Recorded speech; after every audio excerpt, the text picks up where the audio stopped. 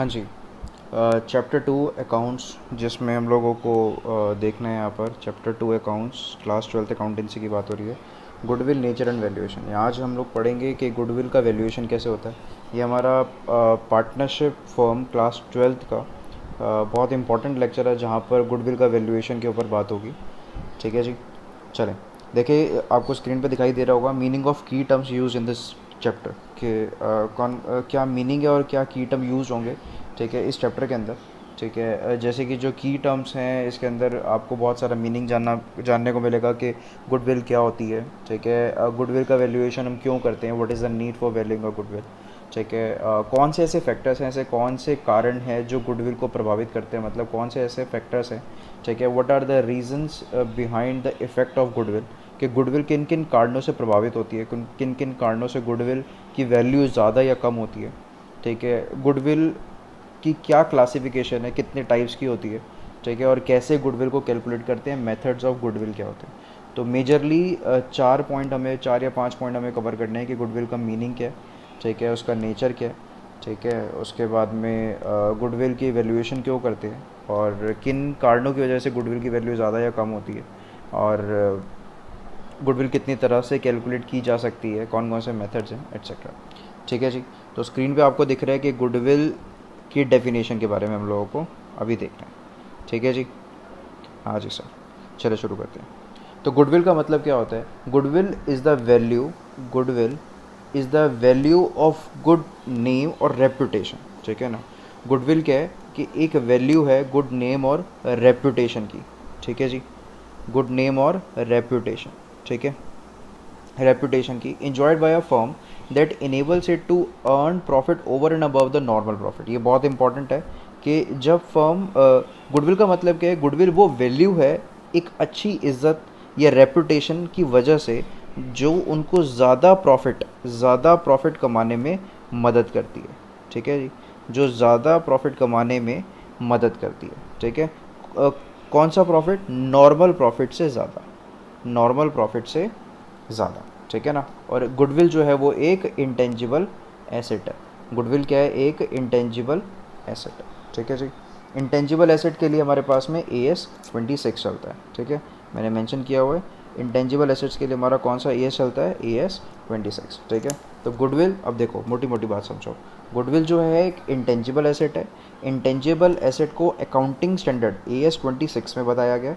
ठीक है, अब गुडविल होती क्या है, गुडविल एक गुड नेम या रेपुटेशन होती है किसी भी फर्म की, जो उसको नॉर्मल प्रॉफिट से ज़्यादा कमाने के लिए हेल्प करती है। बहुत ध्यान से समझना कि अगर मान के चलिए कि आपकी मार्केट में नई दुकान खुलती है तो उसकी सेल, ठीक है जी, अगर मान के चलिए कि कोई स्वीट्स की शॉप है, ठीक है, और उसका कोई नेम, मतलब रिनोन्ड नेम नहीं है, कोई फेमस नहीं है वो शॉप, या अभी नई नई खुली है, उसका नाम हर कोई नहीं जानता।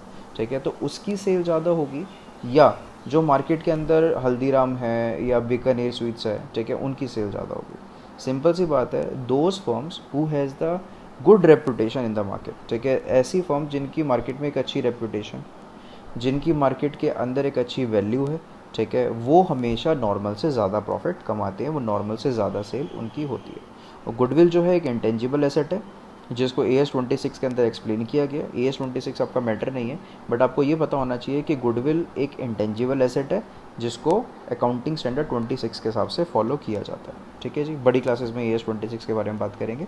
ठीक है, it is something, it is something which helps enterprises business, it is something which helps, हाँ जी, it is something which helps the enterprises business to earn higher profits। ठीक है जी, higher profits without putting a extra efforts। ठीक है, intangible asset goodwill जो है वो enterprises को ज़्यादा प्रॉफिट कमाने में मदद करती है, ज़्यादा प्रॉफिट कमाने में मदद करती है।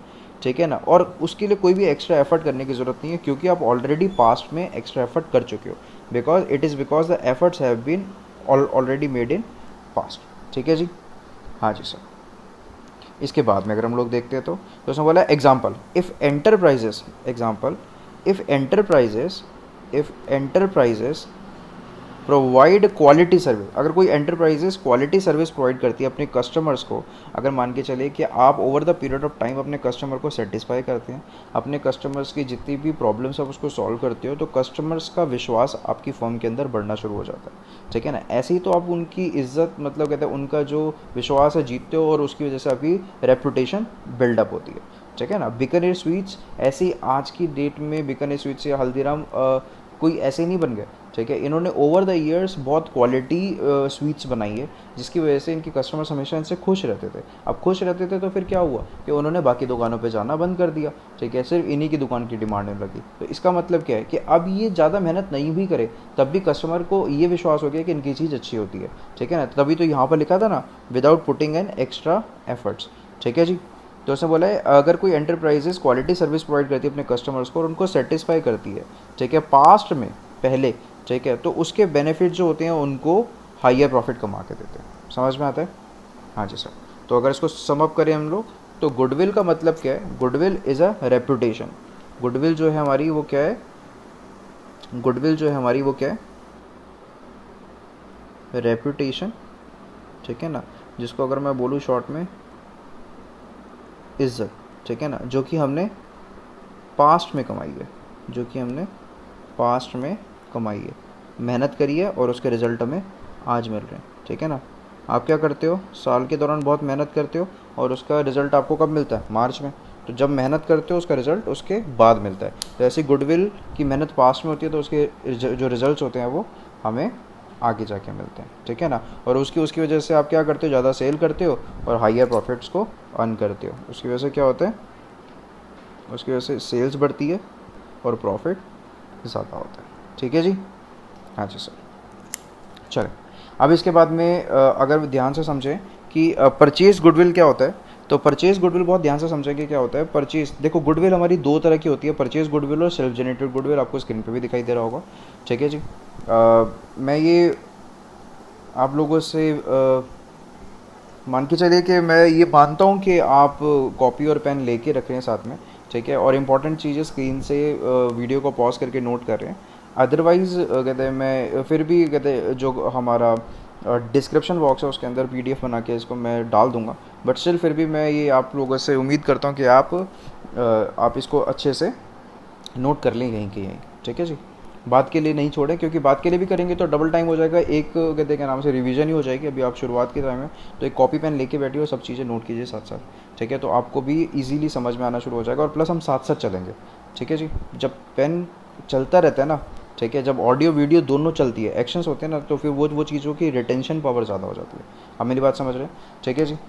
अच्छा, अब इसके बाद में बहुत ध्यान से समझेंगे परचेज गुडविल और सेल्फ जनरेटेड गुडविल। हमारे गुडविल दो तरह की होती है, एक परचेज गुडविल होती है और एक सेल्फ जनरेटेड गुडविल होती है, ठीक है ना। लेफ्ट हैंड साइड पे आपको परचेज गुडविल दिख रही होगी यहाँ पर, ये आपकी परचेज गुडविल है, ये वाली मैं मेंशन कर देता हूँ इसको, एक सेकेंड, इसको मेंशन कर देते हैं। ये आपकी परचेज गुडविल है, क्या प्रॉब्लम है, ये परचेज गुडविल और ये सेल्फ जनरेटेड गुडविल है, ठीक है जी। तो परचेज गुडविल के अंदर फर्स्ट पॉइंट क्या है कि it arises on the purchase of a business और परचेज ऑफ अ ब्रांड। लेकिन जब भी आप कोई फर्म को खरीदेंगे, ठीक है, तो आप उसकी गुडविल का पैसा भी देते हैं। बहुत ध्यान से समझना।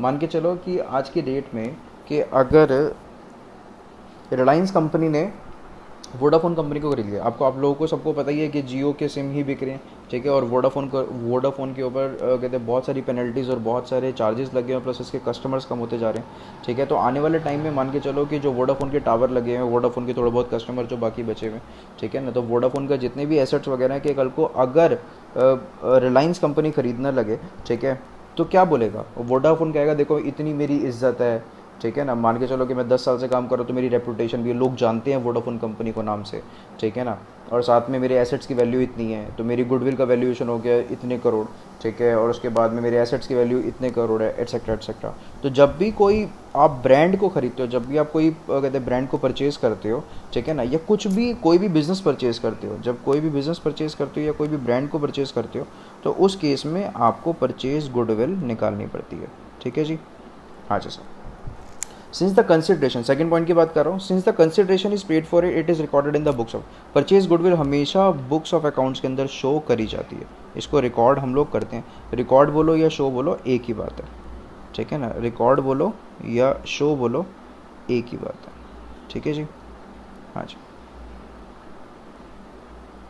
रिकॉर्ड बोलो या शो बोलो एक ही बात है। बुक्स ऑफ अकाउंट्स में परचेज गुडविल को दिखाया जाता है। थर्ड पॉइंट की बात करते हैं, तो थर्ड पॉइंट में हमारे पास में purchase goodwill shown in the balance sheet of an asset. देखो बुक्स ऑफ अकाउंट्स में आएगा तो कहाँ पर दिखाते हैं, बैलेंस शीट में दिखाते हैं, कौन सी साइड पे, एसेट साइड पे, ठीक है जी।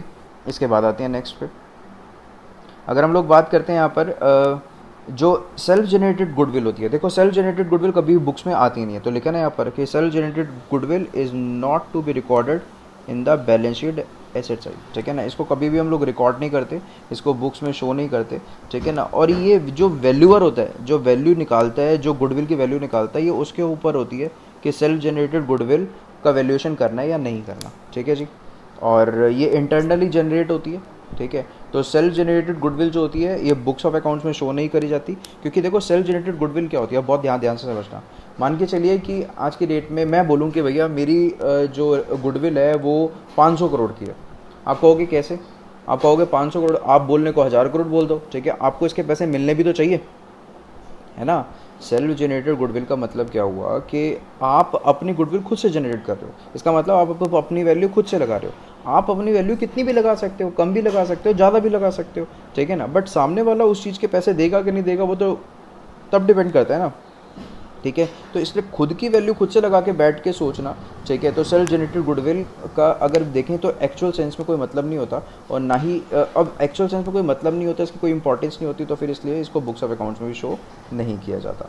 तो purchase goodwill versus self generated goodwill बहुत ध्यान से समझेंगे। परचेज गुडविल जो होती है इसका मतलब क्या है, आपकी रेपुटेशन की वैल्यू सामने वाला लगा रहा है, ठीक है ना, वो लगाएगा आपका मार्केट में क्या रेपुटेशन है। अगर आपकी दुकान में किसी भी अनजान जगह पे जाके खोल दूँ, ठीक है, तो पहले दिन से ही सेल ज़्यादा होगी कि नहीं होगी, क्यों, क्योंकि आपको लोग दूर दूर तक जानते हैं, आपके प्रोडक्ट पे विश्वास करते हैं। तो इसका मतलब क्या है कि आप खुद से नहीं बता रहे हो कि भैया मेरी रेपुटेशन इतने करोड़ की है, सामने वाला ये अंदाज़ा लगा रहा है या वो कैलकुलेशन कर रहा है अपने हिसाब से, और वो कैलकुलेशन ES 26 के हिसाब से होती है, ठीक है। तो उस कैलकुलेशन के हिसाब से परचेज गुडविल जो होती है वो हमेशा परचेज के टाइम पे निकाली जाती है, बुक्स ऑफ अकाउंट्स में शो की जाती है, बैलेंस शीट के अंदर मेंशन होती है, बैलेंस शीट के अंदर, ठीक है जी।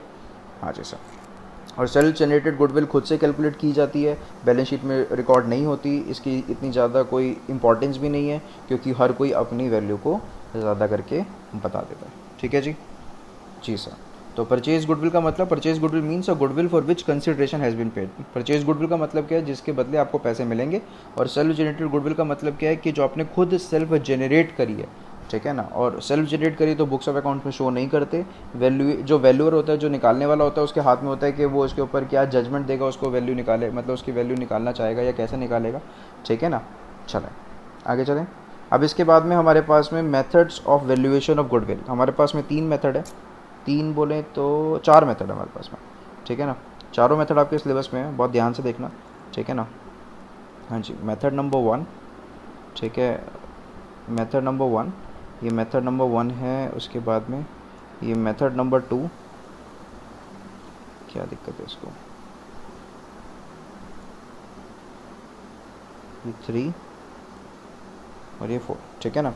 तो 4 तरीके से, 4 मेथड से हम लोग गुडविल का वैल्यूएशन करते हैं, ठीक है। इसको भी डाक कर दें, इसको भी डाक कर देते हैं, ठीक है ना। तो 4 तरीके से गुडविल का वैल्यूएशन करते हैं। पहला चेक करते हैं simple method. Simple method, simple average profit method के अंदर गुडविल को हम लोग निकालते हैं average profit into number of year purchase, ठीक है ना। देखो सब में ही सेम है, जो मेथड है उसको आगे लिख दो, ठीक है ना। यहाँ पर हम लोग सिंपल एवरेज प्रॉफिट मेथड से निकाले तो एवरेज प्रॉफिट लिखा, बाद में नंबर ऑफ ईयर परचेज, ठीक है ना। फिर इसके बाद में अगर हम लोग वेटेड एवरेज करेंगे तो देखो इसके लास्ट में भी नंबर ऑफ़ ईयर परचेज है, सबके लास्ट में नंबर ऑफ़ ईयर परचेज ही आएगा, ठीक है ना। देखो इसके लास्ट में भी नंबर ऑफ़ ईयर परचेज है, ठीक है ना। और देखो इसमें जाओगे तो इसमें भी लास्ट में नंबर ऑफ़ ईयर परचेज है, देखो। उसके बाद में नेक्स्ट मेथड में जाओगे तो इनके भी लास्ट में नंबर ऑफ़ ईयर परचेज रहेगा, नहीं तो फॉर्मूला अगर चेंज होता है, ठीक है ना। तो अगर मोटा मोटा देखें तो पहले 3 में तो कुछ भी चेंज नहीं है, नंबर ऑफ़ ईयर परचेज तीनों में सेम है। उसके आगे जो सा मेथड है उसको लिख दो, एवरेज प्रॉफिट है तो average profit, weighted average profit है तो weighted average profit, super profit है तो सुपर प्रॉफिट। सर ये तो देख के भी समझ में आ रहा है, आप इसको प्लीज़ एक्सप्लेन करो। चलो एक्सप्लेन कर देते हैं, देखो ध्यान से। सिंपल एवरेज प्रॉफिट मेथड क्या होता है? ठीक है, तो सिंपल एवरेज प्रॉफिट मेथड का मतलब क्या है कि आपने जितने भी साल का प्रॉफिट दिया है उसका एवरेज निकालना है। कहते हैं सर एवरेज, हाँ हाँ एवरेज आप लोगों को आता तो है। जैसे मान के चलो कि आप अपने मार्क्स का एवरेज कैसे निकालते थे। मान के चलो कि आपके मैथ्स में 40 मार्क्स आए हैं 100 में से। ठीक है सर इतने कम, हाँ हाँ मैथ्स है ना। इंग्लिश में 60 आए हैं। ठीक है, अकाउंट्स में 100 आए हैं, मैं पढ़ा रहा हूँ ना। ठीक है, तो अकाउंट्स में 100 आए, अकाउंट्स आसानी होती है। ठीक है, तो मैं कह रहा हूँ कि भैया मुझे एवरेज बताओ कि तुम्हारे एवरेज क्या है। एवरेज का मतलब मीन। ठीक है, मीन तो तुम्हें पता है। तो टोटल तुम्हारे कितने हो गए, 300 में से तुम्हारे पास तुम्हारे नंबर कितने आए, 200। ठीक है, तो तुम क्या क्या करोगे कि सर 200 300 में से आया है। ठीक है, परसेंटेज निकालनी तो 100 से मल्टीप्लाई कर दोगे। तो जब भी एवरेज निकालना होता है तो एवरेज क्या करते हैं, तीनों को प्लस करते हैं। ठीक है ना, और तीनों के टोटल नंबर से डिवाइड कर देते हैं। तो मैथ्स का टोटल नंबर 100 था, इंग्लिश का टोटल नंबर 100 था, और अकाउंट्स का टोटल नंबर 100 है। ठीक है ना। अच्छा, यहाँ पर एवरेज का मतलब क्या है, यहाँ पर एवरेज का मतलब क्या है, यहाँ पर एवरेज का मतलब मान के चलो कि आपको 4 साल का प्रॉफिट दिया हुआ है। तो 4 साल का प्रॉफिट में क्या करेंगे, चारों साल के प्रॉफिट को प्लस करके 4 से डिवाइड कर देंगे। समझ में आया कि नहीं? जी सर। ठीक है, तो एवरेज आप लोगों को क्लियर है क्या होता है? एवरेज का मतलब क्या, अगर 4 साल का प्रॉफिट दिया तो 4 से डिवाइड कर देंगे प्लस करके। ठीक है, चारों साल के प्रॉफिट को प्लस करके 4 से डिवाइड कर देंगे। 5 साल का दिया होगा तो 5 साल का, 10 साल का दिया होगा तो 10 साल का डिवाइडेड बाई 10। ठीक है, तो एवरेज निकाल दिया और एवरेज को नंबर ऑफ ईयर परचेज से मल्टीप्लाई कर देंगे। ठीक है, सेम ऐसे ही वेटेड एवरेज। वेटेड एवरेज के केस में क्या करते हैं कि जिस साल, ठीक है, हम क्या करते हैं कि हर हर साल के प्रॉफिट को वेट देते हैं कि कौन सा साल का प्रॉफिट जो है वो ज़्यादा है। मान के चलिए कि 2020, 2019, 2018 और 2017। 2020 का प्रॉफिट है 40,000, 2019 का प्रॉफिट है 30,000, 2018 का प्रॉफिट है 10,000 और 2017 का प्रॉफिट है 6,000। ठीक है, तो हम अब देखो 2020 का सबसे ज़्यादा प्रॉफिट है तो मैंने इसको सबसे ज़्यादा वेट दे दिया 4। ठीक है, फिर उसके बाद में 40 से कम 30, इसको दे दिया 3। वेट का मतलब होता है इंपॉर्टेंस। ठीक है ना। फिर उसके बाद में ये सेकंड नंबर पे और ये फर्स्ट नंबर पे। ठीक है ना। सबसे ज़्यादा वाले को आप सबसे ज़्यादा वेट भी दे सकते हो और सबसे ज़्यादा वाले को आप सबसे कम भी वेट दे सकते हो। तो या तो आप डिसेंडिंग ऑर्डर में शुरू करोगे, ठीक है ना, या आप असेंडिंग ऑर्डर में शुरू करोगे। या तो सबसे ज़्यादा नंबर वाले को सबसे ज़्यादा वेट, ठीक है, या सबसे कम वेट। तो ये 1 हो जाएगा, ये 2 हो जाएगा, ये 3 हो जाएगा, 4 हो जाएगा। फिर इनका प्रोडक्ट करके कैसे सॉल्व करेंगे वो हम न्यूमेरिकल में देखेंगे। समझ में आया? ठीक है ना। तो वेटेड एवरेज का मतलब क्या है कि आप हर साल के प्रॉफिट को, आप हर साल के प्रॉफिट को वेट्स दोगे, इंपॉर्टेंस दोगे। ठीक है सर, हमें समझ में नहीं आ रहा है क्या कह रहे हो आप। थोड़ा थोड़ा समझ में आ रहा है, थोड़ा थोड़ा समझ में नहीं आ रहा है। सब समझ में आएगा, अब न्यूमेरिकल करेंगे ना तब क्लियर होगा। ठीक है, जो चीज़ समझ में नहीं आ रही, ठीक है ना, उसको लिख लो। ठीक है, और उसको छोड़ना नहीं है। ठीक है, जब तक समझ में नहीं आए तब तक आप मेरे से पूछते रहोगे। ठीक है, कमेंट बॉक्स में बताओगे। ठीक है, और मैं अपना नंबर दूंगा, आप मुझे कॉल भी कर सकते हो कभी भी। ठीक है, तो चीज़ें अच्छे से क्लियर होंगी, छोड़ेंगे नहीं। ठीक है, बट थोड़ा सा पेशेंस रखना। अगर मैं कह रहा हूँ कि न्यूमेरिकल में वो चीज़ें क्लैरिटी हो जाएगी, या न्यूमेरिकल जब की वीडियो जब आएगी, जब क्लियर हो जाएगी, तो पक्का वो न्यूमेरिकल में क्लियर हो जाएगी। बट फिर भी ठीक है, आपको अपने एफर्ट्स लगा के रखने। ठीक है, और आपको पूछते रहना कि सर नहीं आप थोड़ा सा समझाओ, या ठीक है अगर आपको समझ में नहीं आ रहा तो। ठीक है, बाकी धीरे धीरे समझ में आ जाएगी, ऐसी कोई मुश्किल नहीं है, बहुत आसान है। फिर इसके बाद में अगर हम लोग सुपर प्रॉफिट मेथड कहते हैं, तो सुपर प्रॉफिट को समझने की कोशिश करना। देखो, कभी भी कोई चीज़ नॉर्मल होती है, ठीक है ना, नॉर्मल से ज़्यादा को हम सुपर बोलते हैं। ठीक है, कुछ भी चीज़, ठीक है, अगर मैं बात करूँ यहाँ पर, कोई भी चीज़ अगर मैं बात करता हूँ, लो हम आ गए वहीं पर ही। कोई भी चीज़ अगर हम लोग बात करते हैं, ठीक है,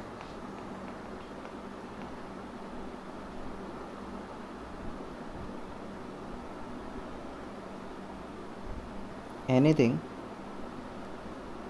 which is more than normal called super. ठीक है ना।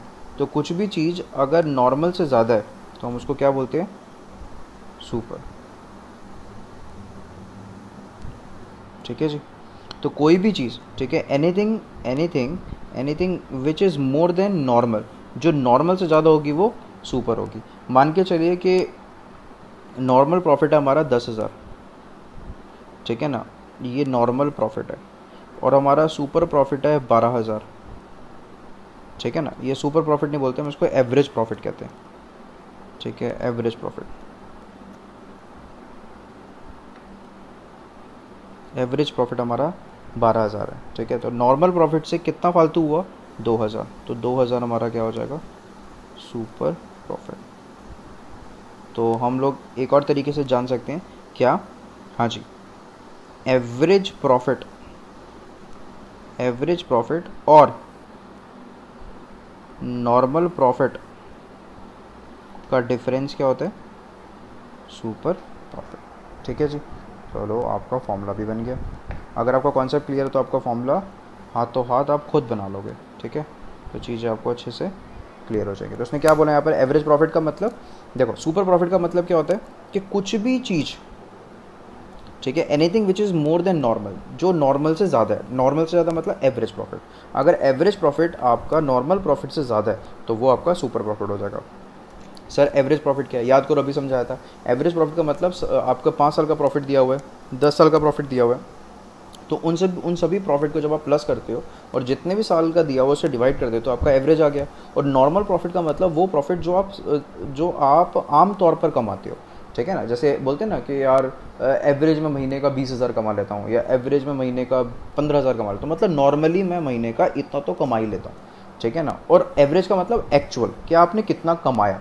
ठीक है ना, और दोनों का जो डिफरेंस होता है कि इतना अंदाज़न कमा लेता हूँ और इतना मैंने वाकई में कमाया, दोनों का डिफरेंस क्या हो जाएगा, सुपर प्रॉफिट। ठीक है जी, और नेगेटिव सुपर प्रॉफिट नहीं होना चाहिए, पॉजिटिव होना चाहिए सुपर प्रॉफिट। क्लियर होता है जी सर। कैपिटलाइजेशन मेथड जो है हम इसको बाद में देखेंगे, न्यूमेरिकल्स के साथ में समझेंगे। ठीक है, अभी फ़िलहाल के लिए हम आगे बढ़ते हैं। चलो ठीक है, तो फॉर्मूला मैंने आपको ये 3 बता दिए, कौन कौन से मैंने आपको कौन कौन से बता दिए, यस मैंने आपको बता दिया, simple average profit method, weighted average profit method और सुपर प्रॉफिट मेथड। ठीक है ना, ये तीनों हमारे हो गए। कैपिटलाइजेशन मैं आपको न्यूमेरिकल के साथ बताऊंगा। चलो आगे चलते हैं। इसके बाद में हमारे पास में है एवरेज प्रॉफिट मेथड के बारे में मैं आपको बता चुका हूँ कि एवरेज प्रॉफिट मेथड में हमारे पास में क्या है कि methods of valuation of goodwill के कौन कौन से मेथड है हमारे पास में वैल्यूएशन के लिए। ठीक है ना, तो कौन कौन से मेथड हमारे पास में वैल्यूएशन के लिए, तो वैल्यूएशन के लिए कौन से मेथड हैं, और देखें जरा इसका कलर बदल लेते हैं।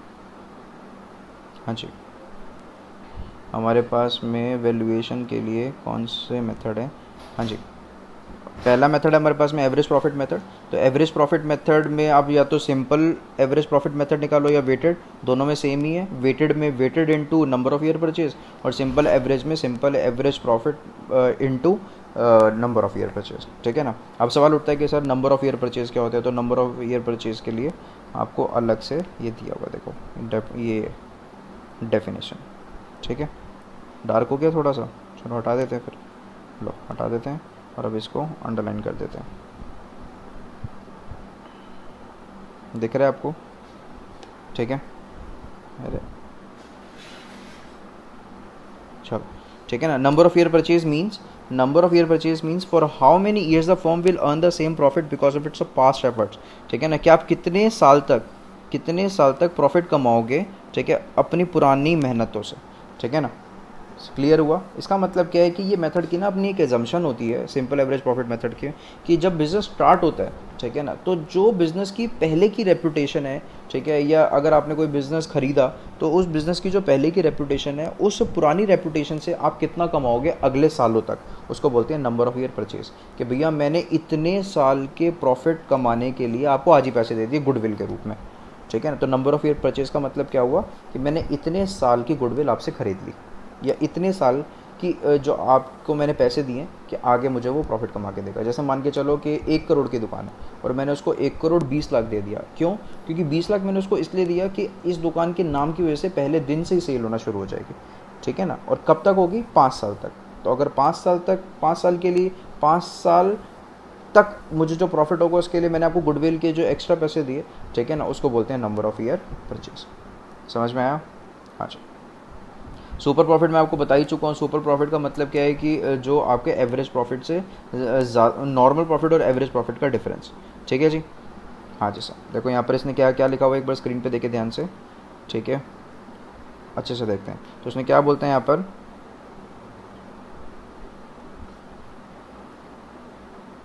चलो क्या कहता है, कैपिटल एम्प्लॉयड। कैपिटल एम्प्लॉयड का मतलब जो भी आपने बिजनेस में पैसा लगाया, ठीक है, और वो आपको प्रॉफिट कमा के देगा। यील्ड का मतलब प्रॉफिट कमा के देगा। Some of the enterprises earn more profit, some of the enterprises earn more profit. कुछ एंटरप्राइजेज ज़्यादा प्रॉफिट कमाती है, while other are less profit, ठीक है, कुछ ज़्यादा कमाती है कुछ कम, ठीक है ना, अपनी जितने भी उन्होंने पैसा लगाया हुआ है।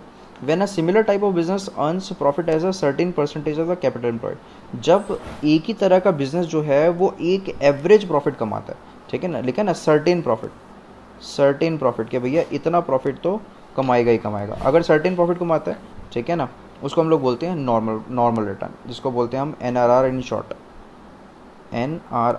NRR का मतलब क्या होता है, normal rate of return. NRR is called normal rate of return. आप लोग बहुत देखोगे अभी NRR को। नॉर्मल रेट ऑफ रिटर्न का मतलब क्या है कि भैया अंदाजन इतना पैसा तो हम कमाएंगे ही कमाएंगे, और एवरेज का मतलब एक्चुअल प्रॉफिट, ठीक है। तो सेम तरह की जो इंडस्ट्रीज़ हैं, एक ही तरह की जो कंपनीज़ हैं, ठीक है, वो कंपनी जब कुछ फिक्स परसेंटेज कमाने की बात करती है, ठीक है ना, तो उस बात अपने जितना भी पैसा उसने लगाया, ठीक है, से फॉर एग्जांपल मैं मान के चलता हूँ कि भैया देखो, अगर आपने बिजनेस में 1 लाख रुपए लगाया तो 10,000 रुपये तो आप महीने का कमाओगे कमाओगे, फिक्स है, ठीक है ना। जो काम आप कर रहे हो उस तरह की बाकी कंपनियां भी इतना पैसा तो कमा ही रही हैं। 1 लाख रुपये लगा के 10,000 रुपये तो वो कमाती हैं प्रॉफिट, ठीक है ना। हमेशा कमाएंगी ज़रूरी नहीं है, क्योंकि प्रॉफिट होता है तो लॉस भी होता है, ठीक है। इसके बाद में नेक्स्ट लाइन में चेक करते हैं। But a buyer's advantage lie in the excess of a normal return of the capital employed, ठीक है। बट जो बायर का जो फ़ायदा है वो क्या है कि भैया वो कहता है कि मुझे बताओ कि मैं नॉर्मल प्रॉफिट से कितना एक्सेस कमाऊंगा, कितना एक्सेस कमाऊंगा। एक्सेस का मतलब एक्स्ट्रा, कि भैया मैं कितना एक्स्ट्रा कमाऊंगा, ठीक है। तो वो जो एक्स्ट्रा की बात करता है, उस एक्स्ट्रा का मतलब ही क्या हुआ, सुपर प्रॉफिट, ठीक है ना। तो इसका मतलब क्या है कि एवरेज प्रॉफिट, नॉर्मल प्रॉफिट अगर ये है और एवरेज प्रॉफिट अगर ये है, ठीक है, तो दोनों के बीच में डिफरेंस कितना हुआ, इतना तो सेम हो गया। तो ये जो एक्स्ट्रा प्रॉफिट है ये वाला, इसको हम लोग बोलते हैं सुपर प्रॉफिट। कहते सर थोड़ा सा और अच्छे से समझाओ, आओ समझाते हैं, आ जाओ आ जाओ, फिक्र मत करो, सब समझाएंगे अच्छे से, क्लियर होगा, ठीक है ना। जब तक क्लियर नहीं होगा तब तक छोड़ेंगे नहीं, ठीक है। मान के चलो कि आप ऐसा अंदाज़ा लगा रहे हो कि नॉर्मल प्रॉफिट,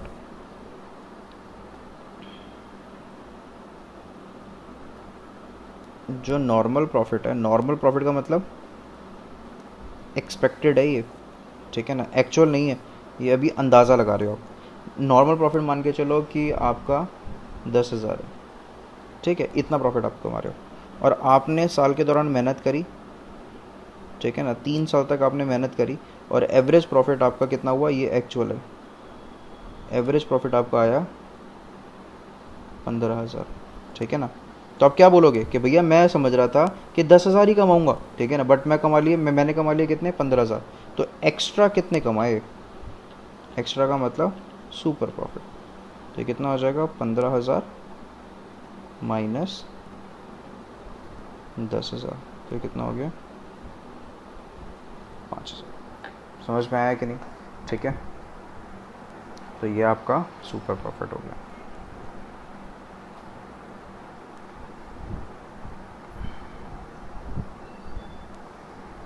ये आपका सुपर प्रॉफिट, ठीक है जी। तो सुपर प्रॉफिट का मतलब क्या हुआ, सुपर प्रॉफिट का मतलब जितना आप एक्सेस कमा रहे हो, जितना आप एक्सेस कमा रहे हो, जितना आप एक्सेस कमा रहे हो एक्स्ट्रा, ठीक है ना, नॉर्मल रिटर्न के ऊपर, ठीक है।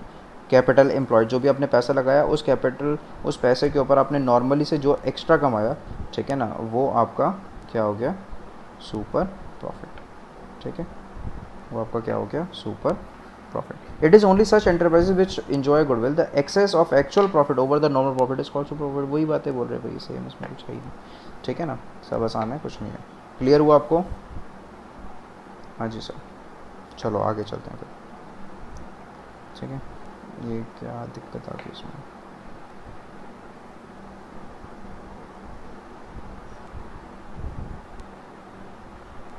चलो इसके बाद में एवरेज प्रॉफिट और सुपर प्रॉफिट का डिफरेंस क्या है। एवरेज प्रॉफिट जो है ये पिछले सालों का प्रॉफिट होता है, एवरेज प्रॉफिट जो है ये पिछले सालों का प्रॉफिट होता है, ठीक है ना। और सुपर प्रॉफिट का मतलब क्या है, नॉर्मल प्रॉफिट और एवरेज प्रॉफिट का डिफरेंस, ठीक है ना, difference between average profit and normal profit,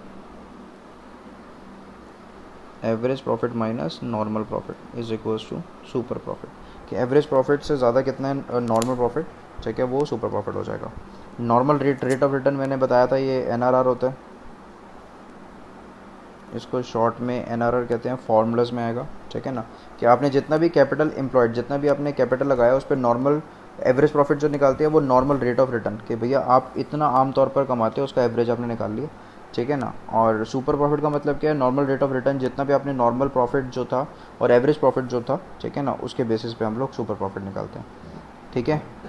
third point में average capital employed is not considered while calculating average profit, ठीक है ना। तो यहाँ पर जो कैपिटल एम्प्लॉयड का एवरेज है, ठीक है, वो कभी भी एवरेज प्रॉफिट के टाइम पे नहीं निकालते, ठीक है, बट सुपर प्रॉफिट के केस में हम लोग एवरेज कैपिटल एम्प्लॉयड निकालते हैं, ठीक है ना। बाकी न्यूमेरिकल करोगे तब ज़्यादा और क्लियर हो जाएगा, ठीक है। अभी बस मोटा मोटा अगर आप देखो तो ये 2 पॉइंट आपको क्लियर हो रहे होंगे अच्छे से, ठीक है ना। ये 2 पॉइंट कौन कौन से हैं, पहला कि भैया मीनिंग क्या है कि पिछले जो कुछ साल के प्रॉफिट होते हैं उनका एवरेज निकालते हैं एवरेज प्रॉफिट में, और सुपर प्रॉफिट में एवरेज प्रॉफिट और नॉर्मल प्रॉफिट का डिफरेंस आता है, ठीक है ना। नॉर्मल रेट ऑफ रिटर्न जो है वो रेलिवेंट नहीं है एवरेज प्रॉफिट में, ठीक है, बट जबकि सुपर प्रॉफिट में है, ठीक है। कैपिटल एम्प्लॉयड जो है वो कंसीडर नहीं करी जाती एवरेज एम्प्लॉयड में, ठीक है ना, नॉट कंसीडर, ठीक है ना। एवरेज प्रॉफिट में एवरेज कैपिटल एम्प्लॉयड नहीं कंसीडर की जाती, जबकि इसमें टेकन इनटू अकाउंट मतलब कंसीडर की जाती है सुपर प्रॉफिट के केस में, ठीक है ना। इसके बाद में relevance of valuing goodwill, average profit is relevant for average profit method, ठीक है, और सुपर प्रॉफिट के लिए कैपिटलाइजेशन सुपर प्रॉफिट मेथड जो है वो इंपॉर्टेंट है, ठीक है। तो पहले 3 पॉइंट मुझे लगता है कि आपके क्लियर हो चुके हैं, चौथे वाले को हम लोग रिवीजन में ले लेंगे, ठीक है, ये न्यूमेरिकल्स के टाइम पे चेक कर लेंगे, ठीक है जी। हाँ जी, एक थोड़ा थोड़ा करके करेंगे, सब चीज़ अगर एक ही बारी में समझ में आएगा तो फिर दिक्कत होती है डाइजेस्ट करने में, ठीक है जी। चलो अब इसके बाद में की पॉइंट्स को तो देखेंगे बाद में, हाँ ये बहुत इंपॉर्टेंट है और उसमें निमोनिक भी है, तुम्हें बहुत मज़ा आने वाला है, पक्की बात है। चलो, तो what are the factors affecting goodwill, ठीक है, ऐसे कौन से फैक्टर्स है जो गुडविल की वैल्यू को कम या ज़्यादा करते हैं, ठीक है ना। What are the factor affecting value of goodwill, ठीक है। इसका मतलब क्या हुआ कि गुडविल की वैल्यू को कम ज़्यादा अगर कोई चीज़ करती है तो वो क्या करती है। देखो इसका न्यूमोनिक याद करने के लिए अगर मैं ट्रिक बोलूँ, ठीक है, तो इसकी ट्रिक याद कर लो, ट्रिक, इस ट्रिक से आपको सब कुछ ईजिली याद हो जाएगा, सारे पॉइंट्स, ठीक है। ट्रिक क्या है ये कि लॉकडाउन में पेरेंट्स का नेचर किसी भी सिचुएशन या लोकेशन में, लोकेशन मतलब कहीं भी जगह पे रहे या कोई भी सिचुएशन में रहे, उसके होने के बाद भी उनकी क्वालिटी जो मैंने हाईलाइट किया हुआ है, उनकी क्वालिटी और उनकी एफिशिएंसी, मतलब वो जो खाना मतलब क्वालिटी और एफिशिएंसी मतलब क्या है, सप्लाई की क्वालिटी और एफिशिएंसी दे रहे हैं अदर्स को भी, ठीक है ना, इसलिए वो मेरे फेवरेट हैं। अब बहुत ध्यान से समझना है इसका मतलब क्या, कि समझना मतलब ये तो सिर्फ एक ट्रिक है जिससे आपको ये पूरा याद हो जाएगा, ठीक है ना। पेरेंट्स का नेचर ऐसा होता है कि वो किसी भी सिचुएशन में रहें, किसी भी लोकेशन में रहें, ठीक है, मतलब लोकेशन मतलब कोई भी जगह हो, बड़ी जगह हो, छोटी जगह हो, ठीक है ना, ये सिचुएशन कैसी भी हो, लॉकडाउन के जैसे हम लोग बात कर रहे हैं कि अभी विकट परिस्थिति है, मुश्किल सिचुएशन है, ठीक है ना, तो उसमें वो कभी भी ना जो भी खिलाते हैं या जैसे भी रखते हैं, ठीक है ना, उसमें कोई कमी नहीं आती, ठीक है ना। और ऐसा नहीं कि सिर्फ वो अपनों के लिए करते हैं, सबके लिए करते हैं, ठीक है, जिनके लिए भी वो कर सकते हैं, ठीक है, मानते हैं कि दिल बहुत बड़ा है, ठीक है, इसलिए वो मेरे फेवरेट है। अब इसे पॉइंट कैसे याद होंगे, सबसे पहले पेरेंट्स है, तो पेरेंट्स से याद होगा पेटेंट्स, ठीक है, advantage of patent point number 4 है ये, ठीक है। चलो ये हमारा हो गया पॉइंट नंबर 4, ठीक है। नेचर, ठीक है, नेचर ऑफ बिजनेस ये हो गया हमारा पॉइंट नंबर 8। सिचुएशन ये हो गया पॉइंट नंबर 7, ठीक है। लोकेशन कौन सा हो गया हमारा, लोकेशन हो गया पॉइंट नंबर 2। क्वालिटी हो गया हमारा point number 6। Efficiency point number 1। Supply point number 5, ठीक है ना। अदर्स पॉइंट नंबर 9 और फेवरेट मतलब फेवरेबल पॉइंट नंबर 3, ठीक है ना। तो सारे पॉइंट देखो कवर हो गए। अगर आपको ये निमोनिक याद है कि लॉकडाउन में पेरेंट्स का नेचर ऐसा होता है कि वो किसी भी सिचुएशन या लोकेशन में होने के बाद भी क्वालिटी और एफिशिएंसी सप्लाई की किसी अदर्स के लिए भी कम नहीं होने देते, इसलिए वो मेरे फेवरेट है। अगर ये बात याद है, ठीक है, तो आपको सारे पॉइंट्स याद आ जाएंगे factor affecting value of goodwill के, ठीक है ना। अब एक एक करके समझते हैं एफिशिएंट मैनेजमेंट क्या होता है। देखो अब ये मैं आपको कॉन्सेप्चुअल बता रहा हूँ, ठीक है। अभी तक तो सिर्फ एक मतलब तरीका बोल दो, निमोनिक बोल दो या कोई ट्रिक बोल दो, ठीक है ना। वो ट्रिक थी इसको याद करने की, अब इसका मीनिंग समझो बहुत अच्छे से, ठीक है। व्हाट आर द फैक्टर फैक्टिंग, मतलब गुडविल की वैल्यू कम या ज़्यादा कैसे होती है। जैसे मैं बोलूँगा कि बीकानेर की आज से 10 साल पहले 2 करोड़ की वैल्यू थी, ठीक है ना, अब उसकी घट के 90 लाख की रह गई है, ठीक है। तो कुछ ना कुछ तो गलतियाँ करी होंगी उसने जिसकी वजह से कम होगी, ठीक है। तो उसका सबसे बड़ा कारण है एफिशिएंट मैनेजमेंट। अगर आपके मैनेजर्स और आपके जो मैनेजमेंट स्टाफ है वो अगर ढंग से काम नहीं करेगा, चीज़ों को ठीक से मैनेज नहीं करेगा, तो आपको लॉसेज होने शुरू हो जाएंगे। लॉसेस के साथ में आपके खर्चे बढ़ने शुरू हो जाएंगे। उसकी वजह से क्या होगा कि आपकी जो ऑर्गेनाइजेशन, आपकी जो एंटरप्राइजेज है उसकी वैल्यू कम होना शुरू हो जाएगी, ठीक है ना। आपकी क्वालिटी गिरती चली जाएगी, ठीक है। तो अगर आपका मैनेजमेंट एफिशिएंट नहीं है, एफिशिएंट का मतलब निपुण नहीं है, एक्सपर्ट नहीं है, ठीक है, या ठीक से अपना काम नहीं कर रहा, तो आपकी गुडविल की वैल्यू कम होनी शुरू हो जाएगी। वाइस वर्सा, अगर आपका मैनेजमेंट बहुत एफिशिएंट है, बहुत बढ़िया काम कर रहा है, तो आपकी गुडविल की वैल्यू ज़्यादा होती चली जाएगी। जैसे वोडाफोन का मैनेजमेंट जो था एफिशिएंट नहीं था, क्योंकि कभी भी कोई भी कंपटीशन आने से, ठीक है, अगर आप गिर जाते हो या अगर आपका बिज़नेस कम हो जाता है, इसका मतलब क्या है कि आपके जो इंटरनल मैनेजमेंट के लोग हैं, जो जो बिज़नेस को संभाल रहे हैं, वो ठीक से काम नहीं कर रहे हैं, ठीक है। वहीं अगर मैं जियो की बात करूं, तो उनके मैनेजमेंट ने बहुत अच्छा काम किया कि भैया इतने कंपटीशन में होने के बाद भी, नई कंपनी थी वोडाफोन और एयरटेल के सामने, तब भी देखो उनको भी छाड़ दिया। इसका मतलब क्या है कि उनका मैनेजमेंट एफिशिएंट है। तो आज की डेट में अगर मैं बात करूं कि कौन सी नंबर 1 कंपनी है, कौन किसकी गुडविल ज़्यादा है, कौन अच्छे से काम कर रहा है, तो आप बोलोगे भैया जियो, जियो ज़्यादा काम कर रही है, और बाकी वोडाफोन वगैरह जो है वो उतना सक्सेसफुल नहीं है, वो पीछे रह गए, ठीक है ना। तो अगर आपका मैनेजमेंट एफिशिएंट है, तो फिर आपका गुडविल की वैल्यूएशन भी ज़्यादा होगी, आपकी वैल्यू, रेपुटेशन की वैल्यू बढ़ जाएगी, ठीक है ना। लोकेशन से बहुत फ़र्क पड़ता है। मान के चलिए कि आपने लैम्बोर्गिनी का शोरूम खोला, ठीक है, देहात में, गांव के अंदर, ठीक है, तो क्या वो चलेगा क्या, ठीक है। उसकी रेपुटेशन कितनी मर्जी हो, ठीक है, तो क्या आपकी गुडविल की वैल्यू, मतलब आपकी जो रेपुटेशन है उसका कोई फ़ायदा होगा आपके बिज़नेस को? The answer is no. तो लोकेशन बहुत इंपॉर्टेंट है। जो भी आप काम कर रहे हैं उस काम के हिसाब से आपका बिज़नेस भी उसी जगह पे होना चाहिए, ठीक है ना। तभी आपकी सेल्स जो है वो ज़्यादा होगी, आप प्रॉफिट ज़्यादा कमाओगे, ठीक है। फिर इसके बाद में फेवरेबल कॉन्ट्रैक्ट। फेवरेबल कॉन्ट्रैक्ट का मतलब क्या होता है कि अगर आपकी रेपुटेशन अच्छी है तो आपको बड़े बड़े कॉन्ट्रैक्ट मिलते हैं, आपको लंबे समय के लिए कॉन्ट्रैक्ट मिलते हैं। जब भी कॉन्ट्रैक्ट बड़े होते हैं और लंबे समय के होते हैं तो उनमें प्रॉफिट भी बहुत ज़्यादा होता है। छोटा काम होता है उसके अंदर मार्जिन भी छोटे होते हैं। अगर काम बड़ा होता है, लंबे समय के लिए होता है, तो उसके अंदर मार्जिन भी ज़्यादा होते हैं, ठीक है ना। तो अगर आपकी फर्म की जो कहते हैं गुडविल है वो बहुत अच्छी है, ठीक है, या आपको बड़े बड़े कॉन्ट्रैक्ट मिल रहे हैं, इसका मतलब कि आपका मैनेजमेंट एफिशिएंट, आपका मैनेजमेंट बहुत अच्छे से काम कर रहा है, ठीक है, आपकी लोकेशन भी ठीक ठाक होगी, ठीक है, उसकी वजह से आपको कॉन्ट्रैक्ट भी आपके फेवरेबल मिल रहे हैं, ठीक है ना। Advantage of patent. पेटेंट का मतलब क्या होता है कि आपने कोई भी काम किया, ठीक है, और उस काम को आपने रजिस्टर करा लिया, आपने उस काम का लाइसेंस ले लिया, या आपने उसका कॉपीराइट करा लिया, या मतलब आप ऐसा मानते हैं कि वो चीज़ सिर्फ आपको आती है और किसी को नहीं आती, ठीक है ना। जैसे बासमती चावल का पेटेंट कहते हैं लोग करा लेते हैं। जैसे मान के चलो कि बहुत सारे फार्मर्स हैं कि वो कहते हैं कि भैया देखो इस तरह का चावल सिर्फ हम ही उगा सकते हैं और कोई नहीं उगा सकता, ये फार्मूला सिर्फ हमारे पास ही है, ठीक है, तो हमने रजिस्टर करा लिया। तो फिर क्या होता है कि अगर ये चीज़ कोई और करता है तो उनको पैसे देने पड़ते हैं उस इंसान को जिसने इसकी खोज करी, ठीक है ना। तो advantage of patent. Normally patents are necessary for the manufacture और the production of a certain type of articles.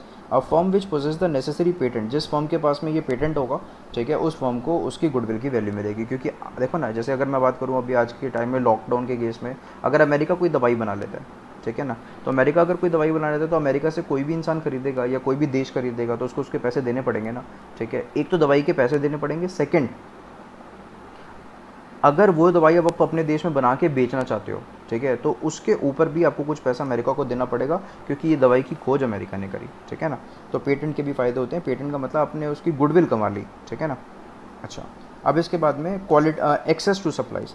Supplies का मतलब बहुत ध्यान से देखें। When the supplies of materials are difficult to get, there will be a high value of goodwill for a firm which has a good arrangement for getting a supplies. देखो बहुत ध्यान से समझना। अभी क्या हुआ, लॉकडाउन के केस में फ्लिपकार्ट की सप्लाई नहीं आ रही थी, फ्लिपकार्ट से ऑर्डर आप कर रहे थे तो डिलीवरी नहीं हो पा रही थी या कुछ भी दिक्कत आ रही थी, ठीक है ना। तो अगर मान के चलो कि कोई ऐसी फर्म है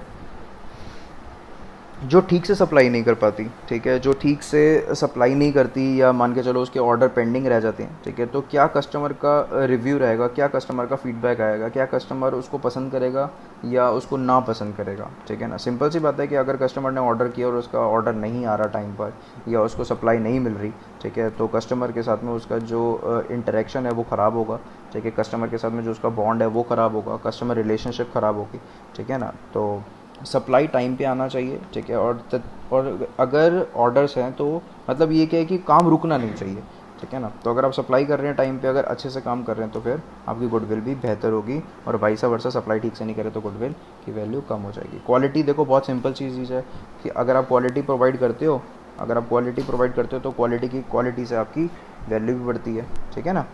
अगर आप अच्छी चीज़ प्रोवाइड करते हो तो फिर अगर आपकी फॉर्म से ही बार बार बिजनेस किया जाता है, ठीक है। जैसे मैंने एग्जांपल पहले भी दिया था कि भैया मैकडोनल्ड का बर्गर अगर अच्छा है, टेस्टी है, हेल्दी है, तो आप हमेशा मैकडोनल्ड का खाओगे, ठीक है ना। बट मैकडोनल्ड से अच्छा अगर KFC का होगा तो फिर KFC का खाना शुरू कर दोगे। सिंपल सी बात है, quality enhance the value of goodwill, ठीक है। मार्केट सिचुएशन की अगर हम लोग बात करें, ठीक है ना, market if the firm is in business wherein demand for the product deal in higher than the supply, it will lead to the lower capital requirement and higher profit, ठीक है ना। अगर मान के चलो कि मार्केट सिचुएशन, आप मतलब मार्केट में आपकी सिचुएशन ऐसी है कि आपकी गुड्स की डिमांड बहुत ज़्यादा है, तो फिर क्या होगा, आपको प्रॉफिट्स भी बहुत ज़्यादा होंगे और आपको पैसा कम लगाना पड़ेगा, क्योंकि अगर डिमांड होगा तो ईजिली आप उस हाइयर मतलब उसमें जो मार्जिन ज़्यादा होंगे आप उससे ही इतना प्रॉफिट कमा लोगे कि आपको कैपिटल की ज़्यादा रिक्वायरमेंट नहीं मिलेगी। तो अगर इन शॉर्ट बोलूँ कि मार्केट में सिचुएशन मतलब आपके जो गुड्स की डिमांड है वो अगर बहुत ज़्यादा है, ठीक है, तो फिर आपको गुडविल में फ़ायदा होने वाला है, ठीक है ना। नेचर ऑफ बिज़नेस, ठीक है, बिज़नेस का नेचर जो है अगर बहुत डिमांड में है, आप सप्लाई ठीक से करते हो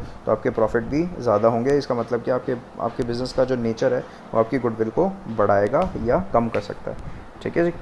और बाकी अदर फैक्टर्स के अंदर आपके हो जाएंगे कि आपकी सेल सर्विस कैसी है। जैसे मान के चलो कहते हैं आफ्टर सेल सर्विस होती है, बहुत सारी कंपनी ऐसी होती हैं कि गुड्स तो कहते हैं बेच देती हैं, ठीक है, उनके सेल्स पर्सन जो होते हैं, ठीक है, बट गुड्स 1 महीने बाद 2 महीने बाद अगर ख़राब होते हैं तो फिर उनके कॉल नहीं लगते, उनके कस्टमर केयर से कोई बात नहीं हो पाती। तो फिर आपका रिव्यू क्या होगा कि भैया सामान तो बेच दिया बट बाद में इस बात को देखा नहीं कि हमें कोई दिक्कत आ रही है कि नहीं आ रही, ठीक है, और हमारे कोई भी प्रॉब्लम आ रही है तो उसका कोई सॉल्यूशन नहीं कर रहा, ठीक है। तो आफ्टर सेल ज़रूरी है, ठीक है। हमेशा ऐसा बोला जाता है कि किसी भी गुड्स को बेचना एक अलग बात है, बट कस्टमर के साथ में जो रिलेशनशिप है ना वो आपका हमेशा के लिए, ठीक है ना। तो जो आपका वारंटी पीरियड है उसके अंदर आपका कैसा कहते हैं एक्सपीरियंस है, तो वो बहुत डिपेंड करता है कि आपकी फर्म की गुडविल मतलब आपकी फर्म की रेपुटेशन इससे ज़्यादा होगी या कम होगी, और रेपुटेशन के हिसाब से आपकी गुडविल का भी वैल्यूएशन होता है, ठीक है। गुड कस्टमर रिलेशंस, ठीक है ना, लेबर रिलेशंस वगैरह की जो फर्म है उसका लेबर के साथ में कैसा काम है, क्योंकि लेबर के साथ में अगर अच्छे रिलेशन नहीं है तो आपकी रेपुटेशन बेकार होगी, लेबर ठीक से काम नहीं करेगी, क्योंकि सारा काम तो लेबर नहीं करना है, आपको जो कहते हैं नाम से कुछ भी काम करके देना है, ठीक है ना। चलो, why we need for valuation of goodwill, हम गुडविल का वैल्यूएशन क्यों करते हैं, क्योंकि प्रॉफिट शेयरिंग रेशियो में चेंज आता है, ठीक है ना। चेंज इन PSR का मतलब क्या है, change in profit sharing ratio, full form क्या हो गया इसकी, PSR का मतलब प्रॉफिट शेयरिंग रेशियो, ठीक है ना। तो प्रॉफिट शेयरिंग रेशियो का मतलब क्या है कि भैया कहते हैं क्या नाम से जो प्रॉफिट, जैसे मान के चलो कि 3 पार्टनर है तो 3 पार्टनर बराबर बराबर ले रहे हैं या 3:1 ले रहे हैं, ठीक है ना। तो वो PSR में हम लोग बात करेंगे, बट गुडविल कब बदलते हैं, ठीक है ना, जब प्रॉफिट शेयरिंग रेशियो चेंज हो रहा है, एडमिशन हो रहा है, रिटायरमेंट हो रही हो, डेथ हो रही हो, ठीक है, या पार्टनरशिप फर्म को आप बेच रहे हो, या 2 पार्टनरशिप फर्म आपस में मिल रही हैं या 2 से ज़्यादा, ठीक है ना।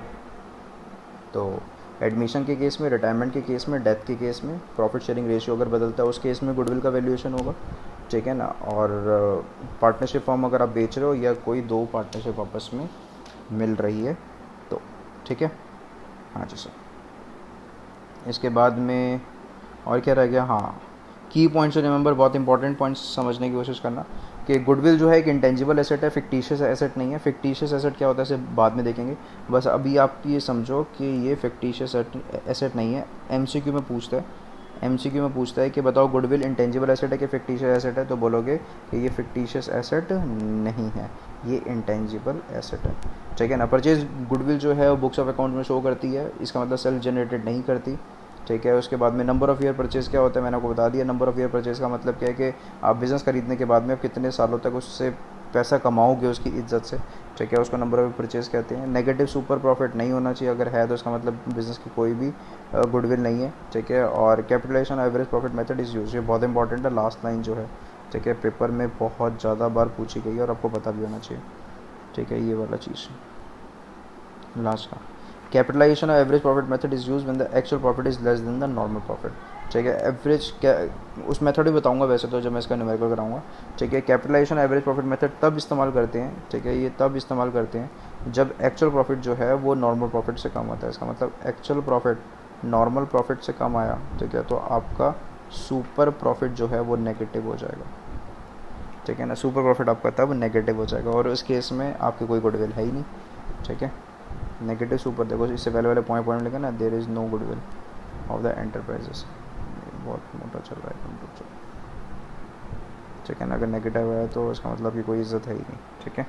तो जब एक्चुअल प्रॉफिट आपका, जब आपका एक्चुअल प्रॉफिट जो है वो सुपर प्रॉफिट से, सॉरी, एक्चुअल प्रॉफिट जो है नॉन प्रॉफिट से कम होता है, तो तब उस केस में सुपर प्रॉफिट आपका नेगेटिव हो जाता है। ठीक है। तो थ्योरी अभी इतनी ही रखते हैं। ठीक है। और बाकी हम लोग इसके हिसाब से देखेंगे। बाकी एक बार मैं देख लेता हूँ कुछ रह तो नहीं गया। सारी चीज़ें वैसे तो कवर हो गई हैं, बट फिर भी वेटेड एवरेज प्रॉफिट भी हो गया, दोनों का डिफरेंस हो गया। ठीक है ना, सुपर प्रॉफिट भी हो गया। ठीक है। फैक्टर्स हो गए। चलो, मोटा मोटा तो सारा ही हो गया। बाकी एक बार मैं स्क्रीन पे दिखाया था, आप पॉज करके नोट कर लेना। ठीक है। गुडविल का डेफिनेशन, गुडविल की डेफिनेशन, उसके बाद में purchase goodwill versus self generated goodwill. ठीक है, ये इसके मेथड्स हैं, सिंपल प्रॉफिट, वेटेड और सुपर प्रॉफिट जो मैंने आपको बताए थे। ठीक है। और कैपिटलाइजेशन हमारा रह गया अभी। इसके बाद में क्या नीड है, पीएसआर चेंज करना, admission, retirement, death, partnership, firm sold, to firm जब एमलगमेट होती हैं। ठीक है। और factors affecting value of goodwill मैंने आपको निमोनिक इसका बता दिया। ठीक है। और बाकी ये तो मैंने आपको बता ही दिया था, मेथड्स ऑफ गुडविल क्या है, वेटेड एवरेज प्रॉफिट मेथड क्या है, आपकी किताब में भी होगा, एवरेज प्रॉफिट मेथड और सुपर प्रॉफिट के बीच में डिफरेंस क्या है। ठीक है जी। चलो, मिलते हैं नेक्स्ट वीडियो में न्यूमेरिकल के साथ में। Thank you.